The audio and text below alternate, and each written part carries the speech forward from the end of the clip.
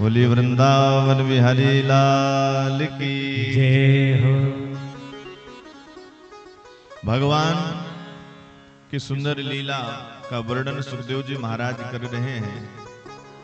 परीक्षित प्रियव्रत महाराज पहले तो तपस्या करने के लिए चले गए, विवाह नहीं कर रहे थे, लेकिन ब्रह्मा जी ने आकर के उनको समझाया कि देखो बेटा, ये गृहस्थ आश्रम सबसे श्रेष्ठ आश्रम है, सबसे ज्येष्ठ और श्रेष्ठ आश्रम है। गृहस्थ में भी रह करके भगवत प्राप्ति की जा सकती है, ऐसा नहीं है। और जितने भी आश्रम चल रहे हैं गृहस्थ आश्रम से ही चल रहे हैं, चाहे ब्रह्मचर्य आश्रम हो, वानप्रस्थ हो, सन्यास हो।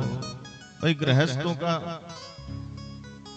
के यहाँ तो सबको आना ही पड़ता है, और गृहस्थ से ही निकल करके सब बाबा बैरागी सन्यासी बनते हैं, सब गृहस्थ से ही बनते हैं। तो विवाह करो भाई। तब कहीं जाकर के प्रियव्रत महाराज ने विवाह किया।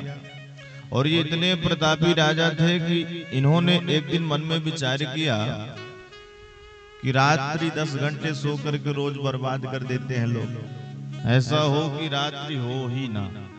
तो एक रथ पर बैठ करके धरती की 7 परिक्रमा लगाई, तो 7 दिन तक दिन ही दिन बना रहा, रात ही नहीं हुई।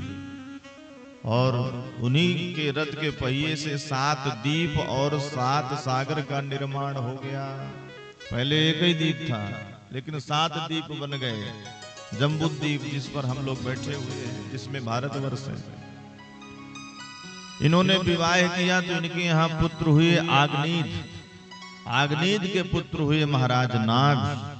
महाराज नाभि ने भगवान की तपस्या करी तो स्वयं भगवान ही प्रकट हो गए। ब्रह्मपुरिया क्या चाहिए? नाभि कुछ बोल ना सके तो महाराज नाभि की तरफ से ब्राह्मणों ने भगवान से प्रार्थना करके कहा कि प्रभु, ये आपको बेटा बनाना चाहते हैं। भगवान ने कहा अच्छा। तो भगवान स्वयं नाभि के यहाँ पुत्र बन करके आए। भगवान ऋषभ देव जी बन करके आए। बोलिए ऋषभ देव जी महाराज की जय हो। और ऋषभ देव जी महाराज के यहाँ 100 पुत्र हुए। कितने पुत्र हुए? 100 पुत्र। 100 पुत्रों को बैठा करके ऋषभ देव जी महाराज घर का ही सत्संग प्रारंभ किए। ऋषभ देव जी महाराज कहते हैं कि ये मानव शरीर किस लिए मिला है? भगवत प्राप्ति के लिए, तपस्या के लिए। नायम देहो देह भाजाम न लोके, कष्टान कामान नरहते विडभुजाम ये। तपो दिव्यम पुत्र कायेन सत्वम, शुद्धे दस्मात् ब्रह्म सौख्यम त्वनंतम। ऋषभ देव जी महाराज कहते हैं कि बच्चों, ये मानव का शरीर मिला है तपस्या के लिए, उपासना के लिए मिला है। इसको वासना में बर्बाद नहीं करना चाहिए। कुछ समय निकाल करके भगवान का भजन करना चाहिए। देखो, अच्छे लोगों का संग करोगे तो अच्छाइयां आएगी जीवन में, और बुरे लोगों का संग करोगे तो बुराई आएगी। बुराई में वैसे भी ज्यादा संगठन होता है भाई। बुरे लोगों का संग करोगे तो बुराई का असर बहुत जल्दी आता है, अच्छाई भले बहुत समय में आए।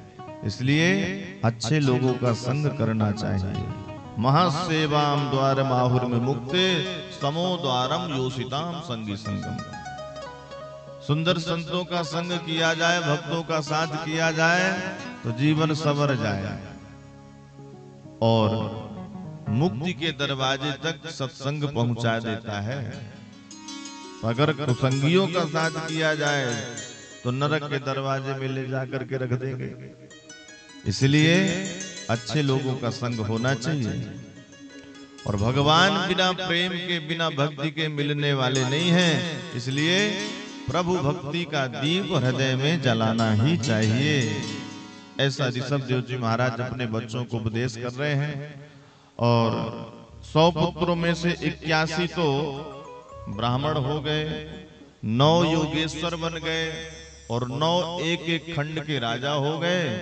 और जो ज्येष्ठ पुत्र थे भरत जिनका नाम था, वो सारे धरती के सम्राट हुए। सबको काम बांट करके ऋषभदेव जी महाराज जंगल में चले गए, अवधूत वेश धारण करके रहने लग गए।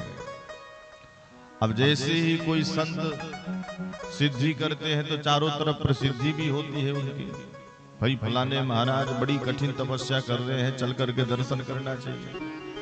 तो ऋषभदेव जी महाराज के दर्शन करने के लिए भीड़ उमड़ने लग गई, लोग आने लग गए, लोग अपना दुख सुनाने लग गए, परेशानी सुनाने लग गए। अरे संतों के पास हम लोग इसीलिए तो जाते हैं, समस्या सुनाते हैं अपनी। अब ऋषभदेव जी ने सोचा कि भाई ये तो अच्छा चक्कर पड़ गया, अरे हम तो घर परिवार सब कुछ छोड़ करके एकांत नितांत बैठ करके भजन करने के लिए यहाँ पर बैठे हैं, तपस्या करने के लिए, पर संसार हमको यहाँ भी नहीं रहने दे रहा, क्या करें। तो जब बहुत प्रसिद्धि फैलने लग गई ऋषभदेव जी महाराज की, तो उन्होंने एक नाटक करना शुरू किया। क्या किया? अपने मुंह में एक पत्थर रख लिया और पागल की भांति अपने आश्रम में पड़े रहते।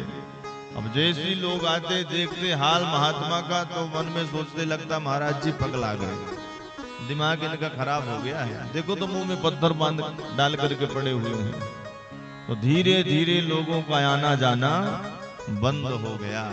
ऋषभदेव जी महाराज ने सोचा कि 100 ग्राम का पत्थर तो अच्छा कमाल किया भाई। सज्जनों, जो वास्तव में असली संत होते हैं वो कभी भी अपना प्रचार सचार नहीं कराते, वो हमेशा छिप करके रहते हैं, छपने की कोशिश नहीं करते, वो हमेशा छिप करके रहते हैं, भजन करते हैं और उसी भजन से भगवान से प्रार्थना करते हैं और सबका कल्याण चाहते हैं। एक संत तो होते हैं जो सबके बीच में आकर के दर्शन दे करके लोगों का कल्याण करते हैं, और एक संत होते हैं छिप करके हिमालय आदि में जाकर के भजन चिंतन करते हैं, जिससे संसार का कल्याण होता है। तो ऋषभदेव जी महाराज अवधूत वेश धारण कर लिए, न नहाते न पूजा पाठ करते, ऐसी अवधूत वेश धारण किए रहते।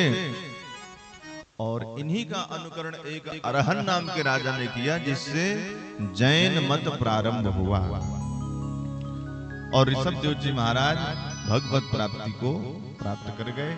इसके पश्चात भरत जी महाराज बहुत समय तक राज्य किया।